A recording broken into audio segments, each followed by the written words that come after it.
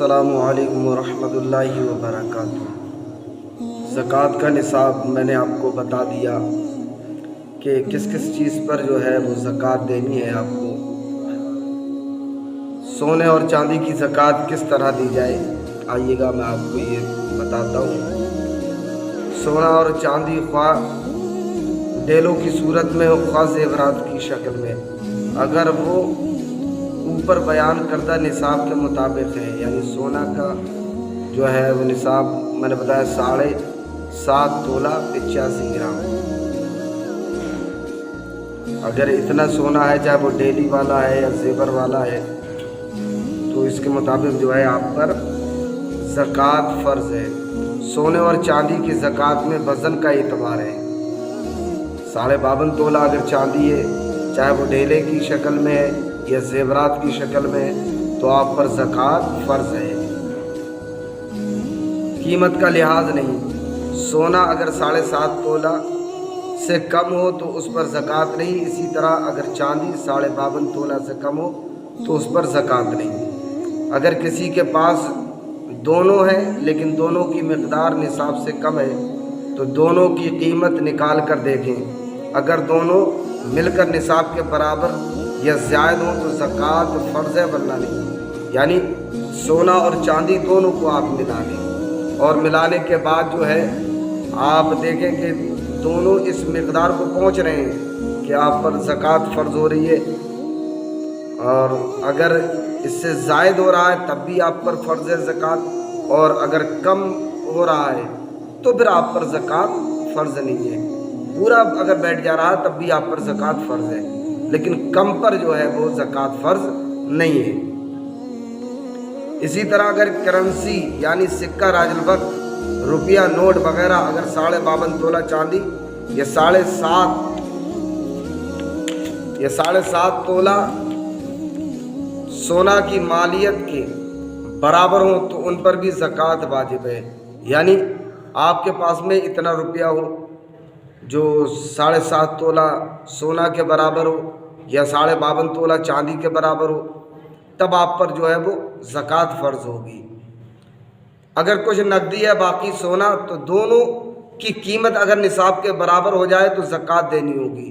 یعنی تھوڑا روپیہ ہے تھوڑا سونا ہے تو دونوں کو ملا لو، سونے کو اور روپیہ کو۔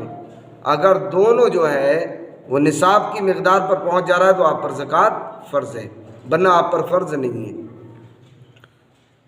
سونے چاندی کے وزن کا 40واں حصہ زکوٰۃ دے سکتا ہے، یا ان کی مالیت کا 40واں حصہ، دونوں میں جو مرضی ہو دے دے۔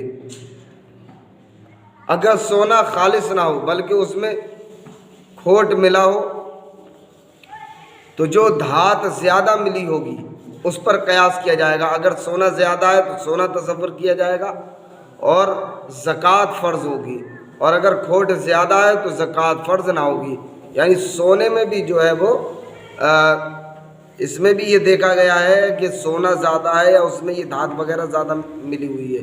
اگر دھات وغیرہ زیادہ ملی ہوئی ہوتی ہے تو اس میں جو ہے زکوٰۃ نہیں ہے، پھر اتنا وزن نہیں ہو پاتا ہے۔ اور اگر سونا زیادہ ہے دھات وغیرہ کم ہے تب آپ کو اس میں جو ہے زکوٰۃ دینا پڑے گی، تب آپ پر زکوٰۃ فرض ہے۔ اچھا، اونٹوں کی زکوٰۃ سن لیں۔ اونٹوں کی زکوٰۃ کس طرح ہوگی، کس طرح زکوٰۃ نکالی جائے گی؟ 5 اونٹوں سے کم پر زکوٰۃ فرض نہیں۔ یعنی 5، اگر 4 اونٹ ہیں تو آپ پر زکوٰۃ فرض نہیں ہے۔ آپ 5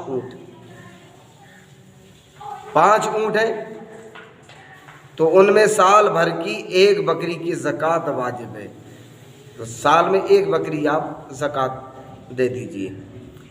اور پھر 24 اونٹوں تک ہر 5 پر سال بھر کی 1 بکری زکوٰۃ ہے، یعنی 1 بکری آپ دیتے رہیے گا 5 اونٹ پر۔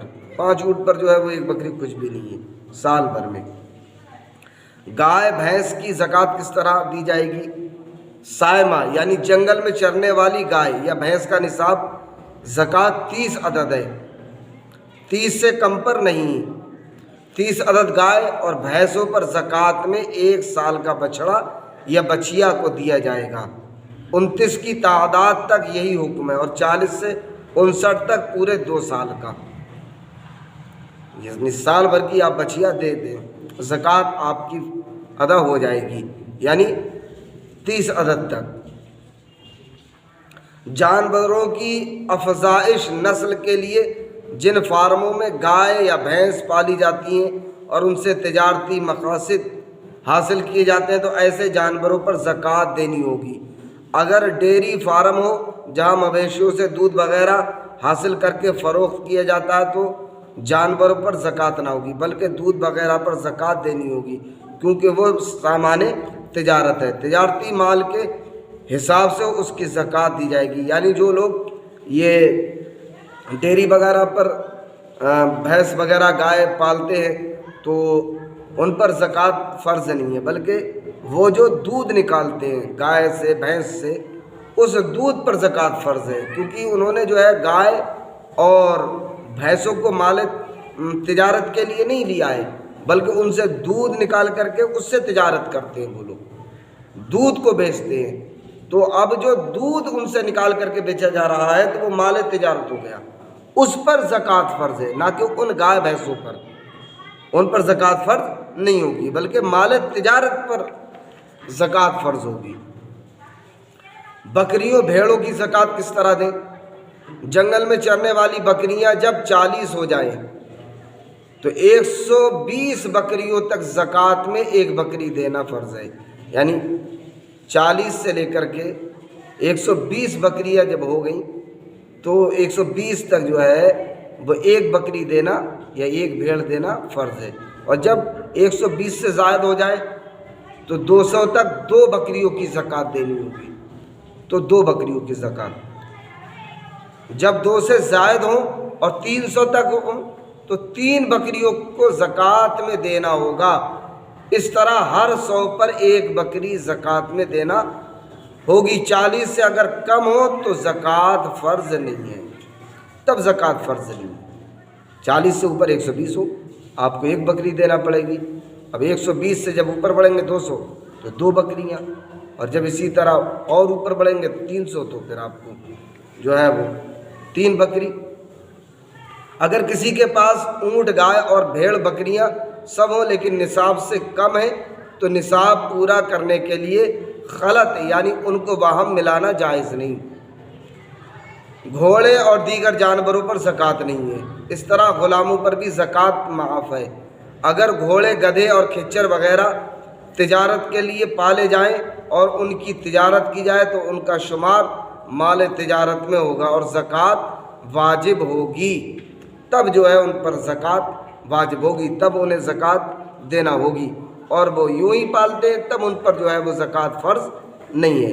اس لیے اگر آپ کو اللہ پاک نے اتنا مال عطا کیا ہے، اتنا مال دیا ہے تو آپ جو ہے وہ اپنے مال کی زکوٰۃ نکالیں، کیونکہ یہ رب کا بڑا احسان ہے، اس کا بڑا کرم ہے کہ پہلے وہ اپنے بندے کو مالدار کرتا ہے، مال عطا فرماتا ہے، اس کے بعد اس پر زکوٰۃ کا حکم لگاتا ہے کہ میرے بندے میں نے تجھے دولت بھی دے دی، اب میں نے تجھے مال بھی دے دیا، اب تو اس مال کو پاک کرنے کے لیے اس میں سے تھوڑا سا میری راہ میں خرچ کر دے، میری راہ میں خرچ کر دے۔